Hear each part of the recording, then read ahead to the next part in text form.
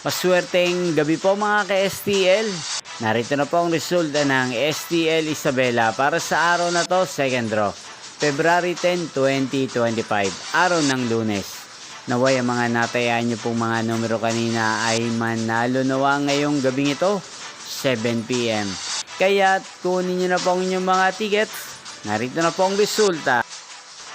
Ang mga numerong nanalo sa STL Isabela ngayong gabing ito, February 10, 2025, 7 PM, second draw result, 38 at 24 in exact order. Sa lahat po ng tumaya kanina sa STL Isabela para second draw ng 38 at 24, congrats po sa inyo. At ngayong gabing ito sa STL Isabela, atin pong i-shoutout si Ate Nimpa ng Isabela.